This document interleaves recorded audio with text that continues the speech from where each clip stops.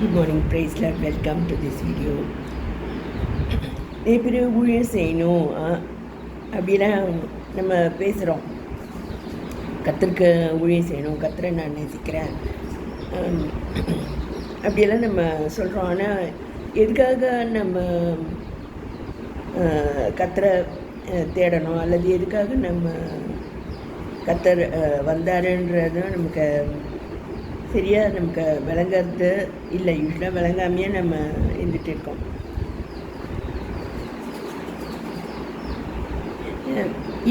ஏன் கர்த்தர் ஞானஸ்நானம் எடுக்க சொல்கிறாரு, அதெல்லாம் நமக்கு விளங்காமையே நம்ம இதை சபை பாரம்பரியங்களை நம்ம அதை செஞ்சுட்டு இருக்கிறோம். ரெண்டு உதாரணங்கள் நான் சொல்கிறேன் பாருங்கள். இன்றைக்கி கர்மா அப்படி சொல்லிட்டு ஒரு வீடியோ நான் பார்த்துட்டு இருந்தேன். அதில் அப்பா ஒரு திருடன் மகனை திருட்டு தொழிலில் அவர் பழக்கிட்டு கடைசியாக அவர் நீ யாரும் பார்க்காம நீ இந்த வீட்டை உடச்சி நீ திருடி எடுத்துகிட்டு வா, இது உனக்கு ஃபைனல் டெஸ்ட்டு அப்படி சொல்கிறாரு. யாரும் பார்க்காம இதை நீ செஞ்சு, யாரும் உன்னை பிடிக்காம நீ அந்த பொருட்களை என்னிடத்துல கொண்டு நீ கொடு, அது ஃபைனல் டெஸ்ட்டு அப்படின்ட்டு சொல்கிறாராம். போயிட்டு வரவே இல்லையா, ரொம்ப காலையில் தான் வந்தானா. என்ன ஆச்சுப்பா அப்படின்னு கேட்டதுக்கு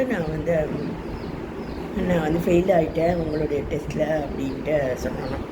ஏன் அப்படி சொல்கிற அப்படின்னு நீங்கள் சொன்ன மாதிரியே இல்லை, நான் செஞ்சு வீட்டை உடைச்சி நான் பொருட்களெல்லாம் திருடிட்டேன். ஆனால் கடைசியாக நீங்கள் சொன்னீங்க யாரும் உன்னை பார்க்காதபடி நீ பாரு அப்படின்னு நீங்கள் சொன்னீங்க. அப்படி என்னால் செய்ய முடியல, ஏன்னா வானம், பூமி, சந்திரன், நட்சத்திரங்கள் எல்லாமே என்னை பார்க்குது, தரை என்னை பார்க்குது. ஸோ மனுஷர் பார்க்கலன்னா கூட மரங்கள் என்ன பார்க்குது. ஸோ என்னைக்காவது ஒரு நாள் அவைகள் எனக்கு விரோதமாக சாட்சி சொல்லும். முக்கியமாக எங்கிட்டேருந்து நான் தப்பிக்க முடியாது. என்னுடைய மெமரிஸ், என்னுடைய மூலையிலேருந்து நான் தப்பிக்க முடியாது. எனக்கே தெரியும் இல்லையா நான் திருடினேன் அப்படின்னு சொல்லிட்டு. அதுலேருந்து நான் தப்பிக்க முடியுமா? அதை நான் ஃபெயிலியர் அப்படின்ட்டு அவன் சொன்னான். ஸோ இது போல் இது ஒரு ஞானமான கருத்து இருந்தால் கூட அதில் இருக்க ஆபத்துக்கள் நமக்கு தெரிய மாட்டேங்குது. ஸோ நான் என்னுடைய ஏதோ நான், எங்கள் ஹஸ்பண்ட், என்னுடைய குழந்தை அப்படி இருக்கோன்னு வைங்க. ஸோ நாங்கள் கர்த்தருடைய பிள்ளைங்களாக இருக்கிறதுனால பல இன்னல்களுக்கு நாங்கள் தப்பிக்கிறோம். அதில் ஒன்று பிளாக்மெயில் அப்படின்ட்டு சொல்லலாம். ஸோ இப்போல்லாம் ஈஸியாக பணம் சம்பாதிக்கணும் அப்படின்னு ஜனங்க நினைக்கிறாங்க. ஸோ ஏதோ நான் மற்றவங்களுக்கு தெரியாமல் நான் ஏதோ ஒரு தப்பான இதில் இருக்கேன்னு வைங்க. ஸோ ஜஸ்ட் ஃபார் எக்ஸாம்பிள் இது மாதிரி தான் யாரோ ஒருத்தர் நம்மளை பார்க்க முடியும்.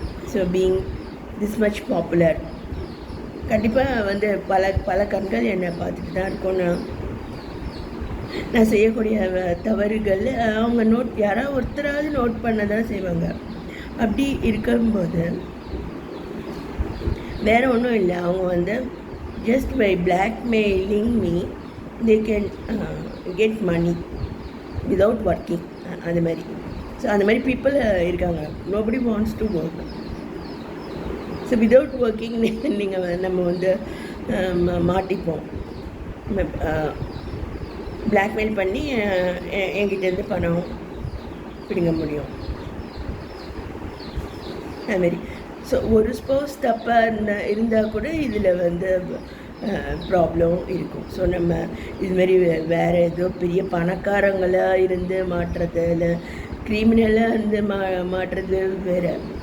ஸோ அட் ஹோம் ஆல்சோ இதுமாரி நம்ம யார்கிட்டையாவது அதுமாரி சிக்க முடியும். நம்முடைய பணங்கள் அதான் கர்த்தர் சொல்கிறாரு, உன்னுடைய பிரயாசத்தின் பலன் புறத்தியார போய் சேராமல் இருக்கணும்னா நம்ம கர்த்தருடைய பாதையில் நடக்க வேண்டியதாக இருக்குது. ஸோ இது ரொம்ப யோசிக்க வேண்டிய கருத்தாக இருக்குது.